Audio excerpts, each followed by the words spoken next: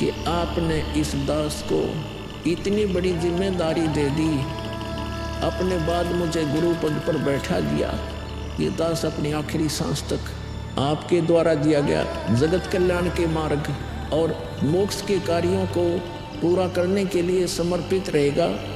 परमात्मा का सत्य ज्ञान और सच्चा मंत्र हर घर तक पहुंचा के छोड़ दूंगा, फिर चाहे कुछ भी बीते मेरे साथ। ये दास आजीवन परमात्मा के मार्ग में कार्यरत रहेगा।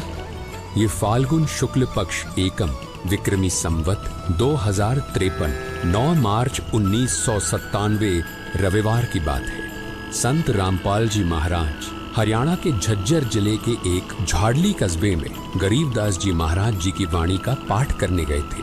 वहां किसी कारणवश पाठ रद्द होने की वजह से वे वापस आ रहे थे। वहां से लौटते समय संत रामपाल जी महाराज कबीर परमात्मा की याद में मग्न अपने दोपहिए वाहन पर सवार वापस लौट रहे थे। संत रामपाल जी महाराज स्कूटर को रास्ते में एक चाय की दुकान के पास रोक देते हैं। राम राम महाराज जी। राम राम भगत जी। महाराज जी चाय समोसा लगा दूं? हाँ भगत जी लगा दीजिए।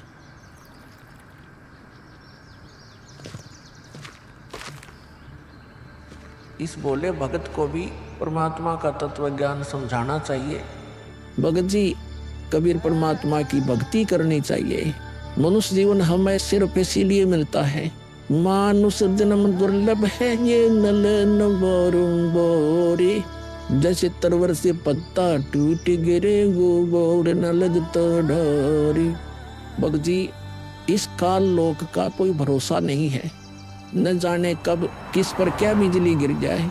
इसलिए कहता हूँ आपको कि कबीर परमात्मा से जुड़ जाओ, नाम दीक्षा लेकर अपना कल्याण करवा लो। वो कबीर परमात्मा यह भी आपकी और आपके परिवार की रक्षा करेगा और मृत्यु के बाद सीधा मोक्ष को प्राप्त कर जाओगे। ठीक कहते हो महाराज जी। ये कबीर परमात्मा ऐसे गंदे लोक में जहां आदमी की जिंदगी का पल का भरोसा नहीं, व्यक्ति यहाँ जी कैसे रहा है, ना जाने कब क्या हो जाए, कब कौन सी बीमारी हो जाए, कब दुर्घटना हो जाए, कब कोई संसारिक आपदा आ जाए। दाता, आपकी भक्ति के बिना यहाँ किसी को ना सुख मिल सकता है और न ही मोक्ष। ये बात ये बोले जीव कब समझेंगे? आखिर ये अज्ञान अंधेरा कब दूर होगा? दाता, आप ही दया करेंगे कबीर परमेश्वर। ये बोले जीव तो अपना जीवन आपकी भक्ति के बिना व्यर्थ ही कर रहे हैं।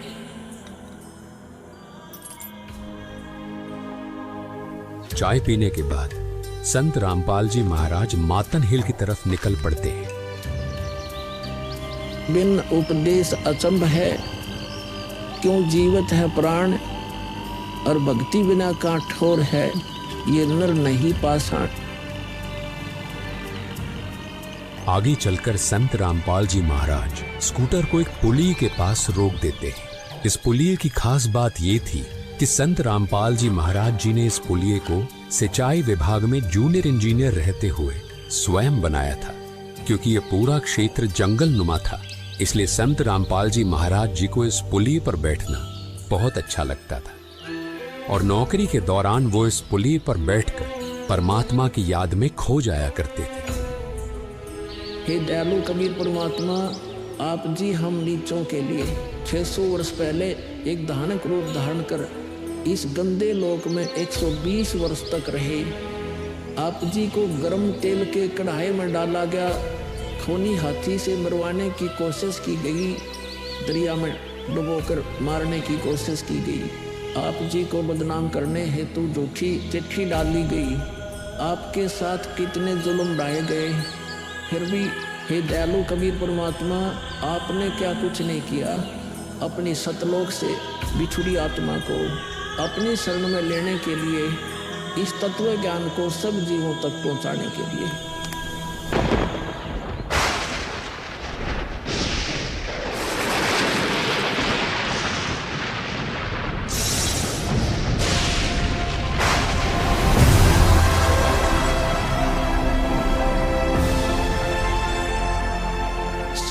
साहेब कबीर आजा आत्मा तोए पुकारती, तेरे हाथ में चाबी वो सतगुरु सतलोक द्वार की। साहेब कबीर आजा आत्मा तोए पुकारती, तेरे हाथ में चाबी वो सतगुरु सतलोक द्वार की।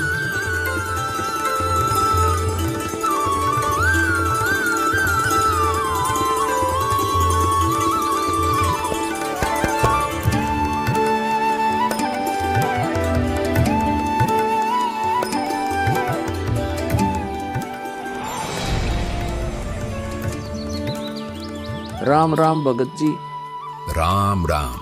आओ भगत जी बैठिए, खड़े क्यों हो? संत रामपाल जी महाराज अपने परने को पुलिया की दीवार पर बिछा देते हैं और महात्मा जी से बैठने का आग्रह करते हैं। कहाँ से आए हो बेटा, क्या करते हो? भगत जी वैसे तो मेरा गांव धनाना है, जिला सोनीपत में पड़ता है। अब एक छोटा सा मकान बनाकर रोहतक में रहता हूँ। जूनियर इंजीनियर था, लेकिन अब नौकरी छोड़ दी है।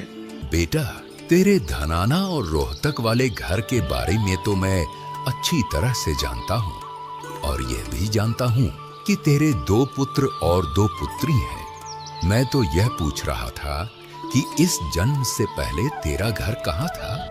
अरे, इन महात्मा जी को मेरे बारे में इतना कैसे पता है? महात्मा जी, जन्म से पहले हम सतलोक में थे, वही हमारा घर था। लगता है ये भगत जी राधा स्वामी पंथ के अनुयायी हैं।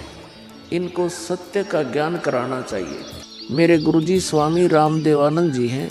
मेरे भगवान कबीर देव जी सृष्टि के रचनहार है, वही सतपुरुष है। कुछ पंथ वाले सतलोक के विषय में तो बताते हैं, लेकिन वे सतपुरुष को निराकार बताते हैं, जो कि बिल्कुल झूठ है। भक्त जी, मैं स्वयं संत गरीबदास जी के पंथ से जुड़ा हूँ। संत गरीबदास जी गांव छुड़ानी जिला झज्जर वाले थे और उनको 10 वर्ष की उम्र में कबीर परमात्मा जी जिंदा महात्मा के रूप में मिले थे। उसके बाद कबीर परमात्मा जी गरीबदास जी की आत्मा को अपने साथ सतलोक ले गए थे और वहाँ की सारी व्यवस्था दिखाकर उन्हें इस धरती पर वापस छोड़ा था। फिर उन्हीं बालक गरीबदास ने सतलोक के बारे में बताया कि ऊपर सतलोक है, वहाँ सारी सुख सुविधा उपलब्ध हैं, सदाबहार बाग हैं, नर नारी की सृष्टि है। वहीं पर एक गुम्मट युक्त महल में कबीर परमात्मा जी सिंहासन पर बैठे हुए हैं और वहीं से कबीर परमात्मा जी इस सृष्टि को चला रहे हैं। हम सब वहीं रहा करते थे, वही हमने जाना है। जो सतलोक में केवल प्रकाश ही प्रकाश बताते हैं, उनका ज्ञान गलत है, वे मोक्ष प्राप्त नहीं कर सकते। भक्त जी, उस बालक गरीबदास ने वाणियों के माध्यम से बताया है कि गरीब अनंत कोटि ब्रह्मांड का एक रति नहीं भार, सतगुरु पुरुष कबीर हैं कुल के सिरजनहार। कौन कबीर? हम सुल्तानी नानक तारे दादू को उपदेश दिया, जाति जुलाहा भेद नहीं पाया, काशी माहे कबीर हुआ। बहुत आनंदित करने वाली बातें करते हो, और बताओ कुछ। इन्हें अपना ज्ञान अधूरा लग रहा है। हो सकता है ये नाम दीक्षा लेकर परमात्मा से जुड़ जाए। भक्त जी, अगर आपको अपना कल्याण करवाना है तो एक ही तरीका है, नाम दीक्षा। मेरे पूज्य गुरुजी ने मुझे नाम दीक्षा देने का आदेश दे रखा है। मैंने अपना घर और नौकरी छोड़ दी है। अब गुरुदेव जी की ही आज्ञानुसार प्रचार और दीक्षा देने का पवित्र कार्य कर रहा हूँ।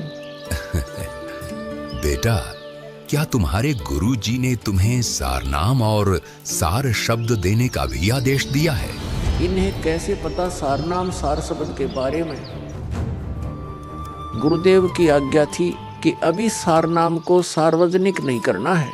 उन्होंने कहा था कि मुझे स्वयं परमेश्वर कबीर जी मिलेंगे और वही मुझे सारनाम को सार्वजनिक करने का सही समय बताएंगे। तब तक यह सारनाम केवल विशेष विश्वास पात्र अनुयायियों तक सीमित रखना है। बेटा रामपाल, मैं ही सत्य पुरुष कबीर हूँ। अब वह समय आ गया है सार नाम और सार शब्द प्रदान करने का।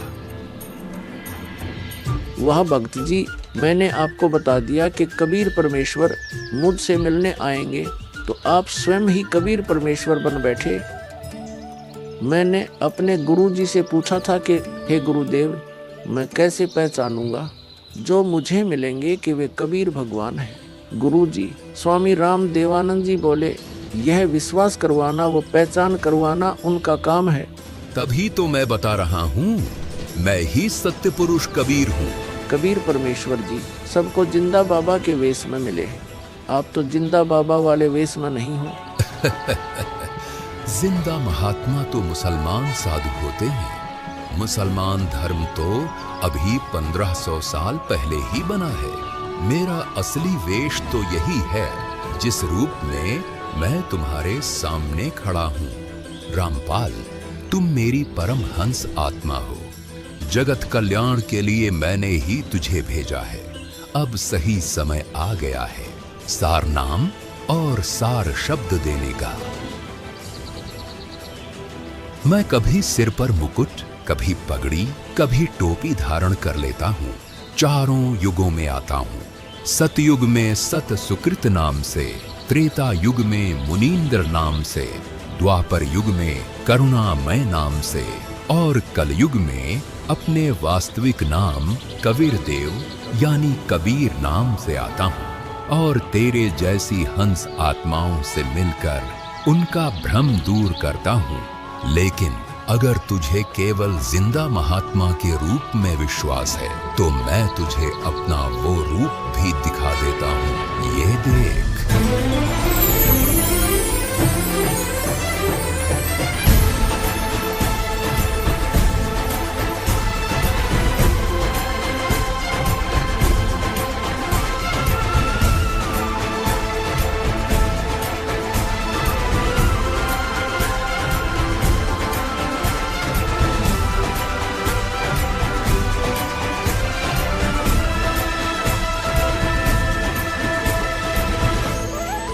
हे परमेश्वर, मुझे क्षमा कर दीजिए।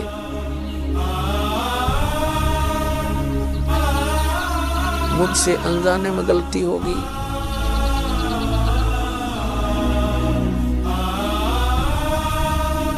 आपने मुझे साक्षात दर्शन दिए और मैं आपको पहचान न सका।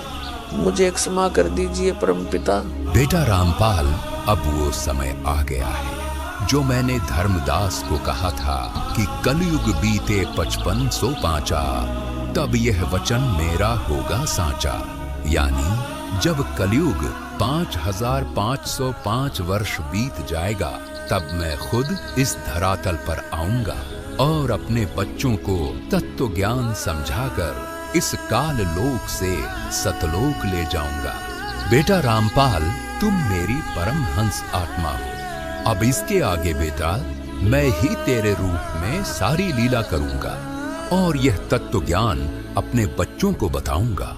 उन्हें सतलोक की राह दिखाऊंगा।